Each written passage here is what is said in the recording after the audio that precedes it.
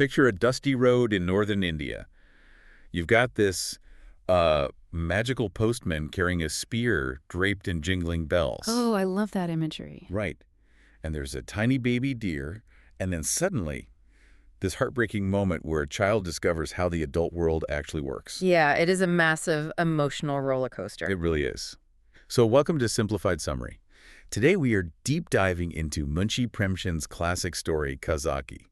We're going to uncover how, childhood innocence gets inevitably dismantled by these invisible social divides. It's such a powerful narrative. Absolutely. And hey, real quick, if you are someone who loves uncovering the hidden psychological truths in classic literature, make sure to hit that subscribe button and like this video. Yeah, definitely do that. It tells the YouTube algorithm you want more of this, and it helps us keep doing these deep dives for you. And please, drop your thoughts in the comments as we go. I really want to hear how this story resonates with your own memories. It's a phenomenal piece of literature to unpack. I mean, Premchand had this unparalleled ability to take a seemingly simple childhood memory and use it to expose the entire underlying architecture of a society. Which is our exact mission today. We are pulling this story from Mansarovar Part 5. Right, a classic collection. Yep, and we're going to look at the timeless insights Premchand offers. Specifically, we want to focus on how a child perceives human value purely through connection versus how the adult world violently enforces value through class, labor, and hierarchy. And he accomplishes this without ever sounding like a sociology textbook, No, totally. He forces you to feel the crushing weight of these systems by placing you directly behind the eyes of someone who hasn't yet been trained to see them. Exactly. So let's step back 40 years to set the scene. Mm-hmm. The narrator is recalling his childhood in a tehsil, which is essentially a local administrative district or revenue subdivision in Azamgarh. Right, so the environment is very slow, bureaucratic, and highly structured. Super rigid. But into this rigid world runs our title character, Kazaki. He's a male runner. And the physical description of him is just magnetic. He's a larger-than-life figure. He really is. He's tall, he is incredibly sturdy, and he possesses this boundless, cheerful energy. Because he transports the royal mail on foot, he carries a spear for protection. And attached to the top of this spear are little brass bells. That auditory detail is just brilliant. It adds so much atmosphere. Yeah, the jingling of those bells isn't just a description. It's basically the heartbeat of the child's entire daily routine. Exactly. Every single afternoon, Yeah. the boy waits by the road in this state of anxious anticipation. Around 4 p.m., he hears it faintly in the distance. Shunhuni. Oh, here he comes. Right. It's Kazaki. He is literally drenched in sweat, completely exhausted from running miles with a heavy canvas mailbag. But he doesn't stop, does he? No. The moment Kazaki spots the boy waiting for him, he doesn't slow down to rest. He actually sprints faster. The bells ring louder. Okay, let's unpack this to the child. Kazaki is basically a real-life superhero. Or like that one cool uncle everyone had. Yes, exactly. When Kazaki sweeps the boy up and drops him onto his broad shoulders, the text says the kid feels like he's riding a flying horse. The physical exhaustion of the laborer completely vanishes, replaced by this magical, towering figure. What's fascinating here is how immediately Premchand establishes a reality that operates completely outside of adult prejudices. How so? Well, let's look at the underlying social mechanics. Kazaki belongs to the posse community. Historically, this is a marginalized caste, often relegated to hard physical labor. Right, so he's not high up on the social ladder. Not at all. In the rigid hierarchy of that era, Kazaki is at the absolute bottom. He is a low-status employee, physically spent from grueling work. But the kid doesn't see any of that. Exactly. A child's economy doesn't run on caste or status. The child doesn't see a marginalized laborer. To the kid, Kazaki is the wealthiest man in the world because he is the king of stories. Yeah, the stories are his real currency. He sits the boy down and tells him these epic, thrilling tales about noble thieves, fierce dacoits, which are, armed bandits, and spirits haunting the forests. Precisely. The child evaluates worth based entirely on emotional connection, attention, and imagination. In a child's mind, those are the most valuable things you can offer. It's such a pure way of looking at the world. It is. Premchand is highlighting a profound baseline truth here. Empathy and human connection are our natural default states. And everything else is just noise. Right. The social hierarchies, the class divides, the idea that a postal official shouldn't fraternize with a lowly runner, those are all entirely learned behaviors. And the tragedy of the story is watching that learned behavior violently intrude on this pure relationship. Yeah, the bubble bursts. It really does. So the catalyst for this collision happens on a day when the male is late, the sun starts setting, the boy is pacing the road, throwing a little internal tantrum because his friend hasn't arrived. Kids hate it when routines are broken. Oh, absolutely. Finally, the familiar bells ring. Kazaki shows up, and the boy actually starts hitting him, pouting about the delay. But Kazaki isn't mad. No, Kazaki just smiles and reveals the reason he is late. He reaches into his coat and pulls out a live, tiny baby deer. It is such a profound gesture. It's wild. He literally chased this fawn through the dense forest for hours. The rest of the herd scattered, but Kazaki refused to give up. Just for the kid. Yeah, he spent hours exhausting himself just to catch this specific animal so he could see the boy smile. And the kid is completely overjoyed and immediately names the deer Munu. But, you know, that spontaneous, boundaryless act of love is fundamentally incompatible with the adult world. Right, because there are rules. Exactly. Kazaki's devotion to the child directly sabotages his obligation to the bureaucratic machine. Which brings the father into the picture. Babuji, he's the head postal official of the district. And he is not a fun guy. It's not at all. The narrative paints him as a remarkably strict, irritable man who is constantly buried in paperwork. He never plays with his son. He emerges from his office for maybe an hour to eat and then goes right back to the grind. So when he sees the late mail... Oh, he explodes. When Babuji sees the delayed mail, he doesn't see a man who just performed an act of immense, selfless love for his child. He sees a catastrophic failure of the system. Yeah, the humanity is completely lost on him. Totally. Babuji completely erupts and fires Kazaki on the spot. And notice the method of the firing. It isn't just a verbal dismissal. The punishment is a systematic, symbolic stripping of his identity. Yeah, he demands the uniform. He makes Kazaki hand over the spear, his turban, and the official badge, the chaprazi belt. It's humiliating. It's awful. Kazaki is physically trembling, weeping as he takes these items off. But I want to pause and push back on the narrative for a second here. Oh, play devil's advocate for a minute. Yeah, exactly. If we strip away the sentimentality, wasn't the dad technically justified? I mean, put yourself in his shoes. The mail missed the dispatch. That's a fair point. Right. In a functioning society, there are consequences when you abandon your job to go catch a woodland creature. That is a highly perceptive read, and it is exactly why Premchand's writing is so enduring. Babuji is not a cartoon villain. He's just doing his job. Exactly. We have to look at the mechanism of middle management anxiety during this era. The colonial postal system was designed like a massive, unforgiving clockwork engine. No room for error. Right. Every single runner, clerk, and official was merely a cog. If one cog stops spinning, even if it's to do something beautiful for a child, the entire gear jams. That makes a lot of sense. The father is likely overworked, under immense pressure, and terrified of his own superiors. To Babuji, Kazaki isn't a human being with a big heart. He's a liability. Exactly. He's a malfunctioning part that threatens the father's own precarious livelihood. Wow, okay, that completely reframes the father's anger for me. Yeah. He's not just being cruel, he's panicking because the system doesn't allow for human error. Exactly. But Premchand still ensures we feel the devastating human cost of that system. Oh, for sure. The emotional toll is huge. He makes a deliberate, striking comparison in the text. He describes stripping Kazaki of his chaprazi badge as being akin to stripping a brave, honorable warrior of his sword. That is such a powerful image. And the boy is standing right there, holding the baby deer, watching his invincible superhero get dismantled piece by piece. It's traumatizing for the kid. And the father even insults him, right? He tells Kazaki he's gotten fat and lazy on a full stomach. It reduces this vibrant, loving man to nothing more than a physical vessel for labor. Stripping away all his dignity. Yeah, and the child is utterly helpless. He wishes he had 1,000,000 gold coins to throw at his dad to prove him wrong, but he has nothing. So what does he do? Well, the child attempts to fix an adult economic problem the only way a kid knows how. He sneaks into the kitchen the next morning to steal flour for Kazaki. The flower incident is one of the most masterful sequences in the story. It really is, because it's so desperately sad, but also incredibly clumsy. Like, the kid figures out that no job means no money, which means no food. Basic kid logic. Right. So he tries to scoop flour out of the storeroom, but his hands are too small, his heart is racing, and he completely panics. He makes a huge mess. A massive mess.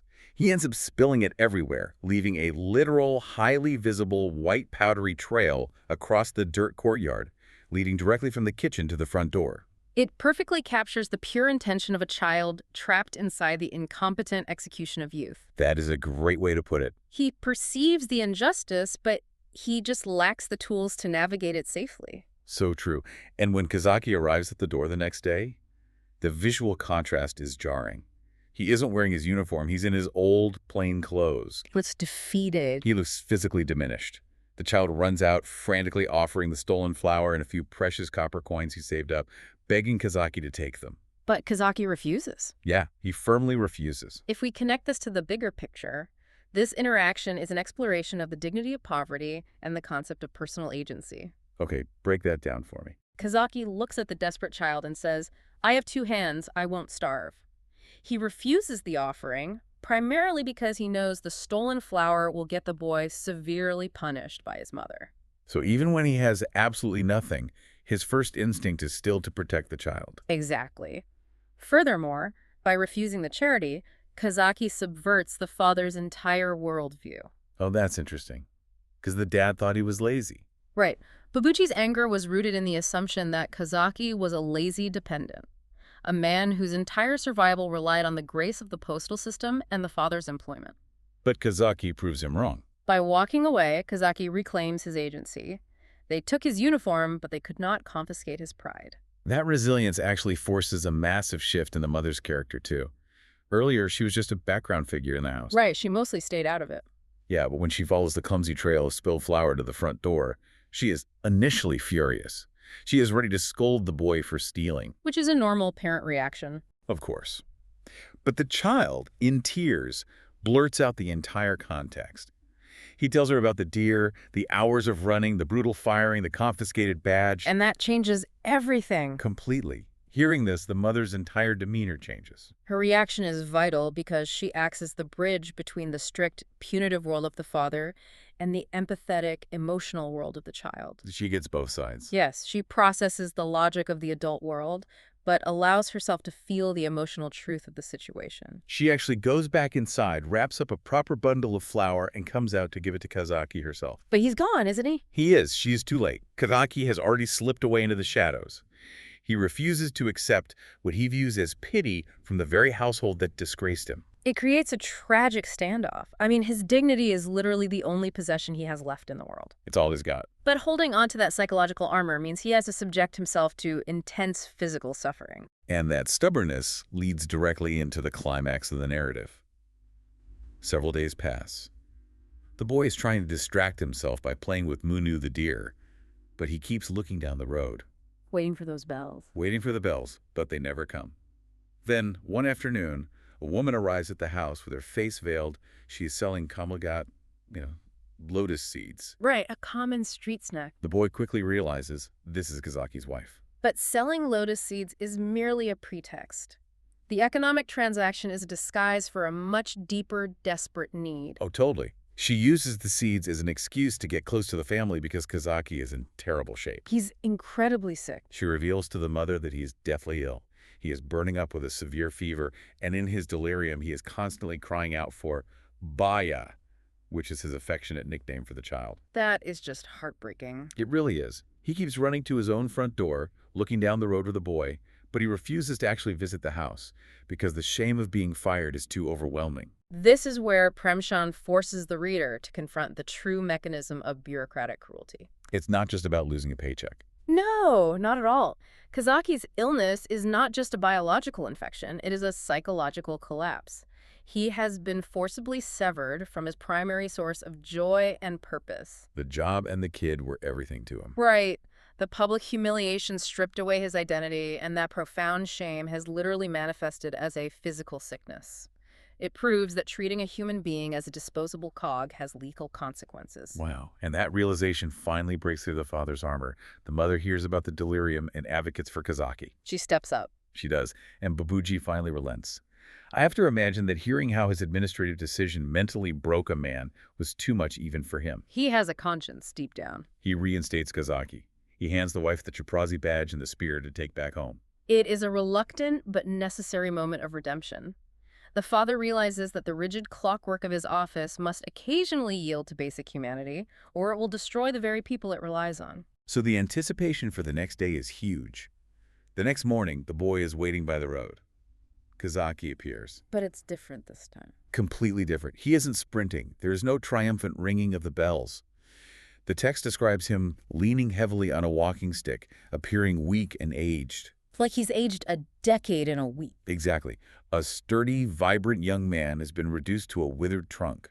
Yet, the absolute second he sees the boy, Kazaki drops down onto his hands and knees in the dirt, insisting the child climb onto his back for a ride. His physical body has been broken by the ordeal, but his devotion to the boy remains entirely untouched. Yeah, that love is still there.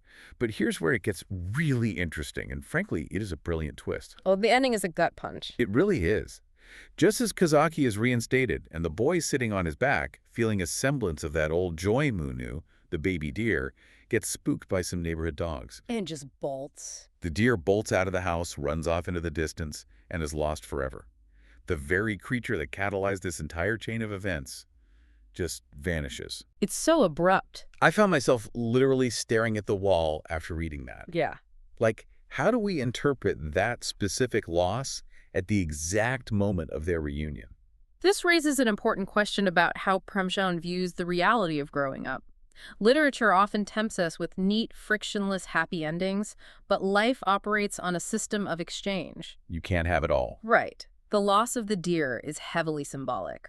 Munu was the physical manifestation of Kazaki's wild, untamed love and the pure innocence of the child's world. So when the deer leaves, The dynamic has fundamentally shifted. Yes, the child gets his friend back, but things will never be exactly the same. because Kazaki is no longer the invincible flying superhero, he is a fragile man who works for the boy's father. Exactly. The boy has now seen the mechanics of the adult world. He knows that his friend can be fired, that he can go hungry, and that his dignity can be stripped away by a simple command from a boss. The illusion is completely shattered. When Kazaki is broken to the saddle of the bureaucracy, the untamed thing, the deer leaves.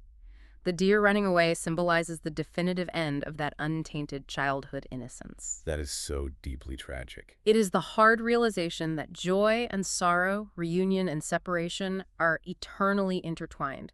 The boy has matured, but that maturity required a painful sacrifice. It is such a powerful lens to view our own lives through. As you are listening to this, I want you to take a moment and think about your own childhood. We all had someone like that. Think about the Kazakis in your past. Maybe it was a groundskeeper at your school, a neighbor, a nanny, or a local delivery driver. Someone who gave you their time and made you feel incredibly special, completely independent of where they ranked on the socioeconomic ladder. It's a universal experience. When we are young, we possess this incredible superpower. We evaluate people based entirely on the love they offer, completely blind to their status, their wealth, or their title. And that leaves us with a lingering, provocative thought to examine in our own lives today. Yeah, what's your takeaway? As we grow older, we are meticulously trained to understand the rules of the real world, the hierarchies, the economics, the professional boundaries. But we must ask ourselves, does the process of becoming an adult inherently require us to abandon that beautiful, status-blind empathy we possess so naturally as children? That's a heavy question. Or is that pure human-to-human connection something we can actively choose to fiercely protect, even when the clockwork of the adult world demands otherwise? That is a deeply challenging question, and one I'm going to be thinking about for a long, long time. I hope it sparks some reflection for all of you as well. It definitely should. Thank you so much for taking this profound journey with us through Premchand's Kazaki. If this deep dive brought some value to your day or made you think differently about the social divides around us, please hit that subscribe button for the Simplified Summary channel. We'd really appreciate it. Give this video a like, and seriously, jump into the comments section down below. Tell us about the Kazakis from your own childhood. We read all of them. Until next time, try to look at the people around you with the eyes of a child.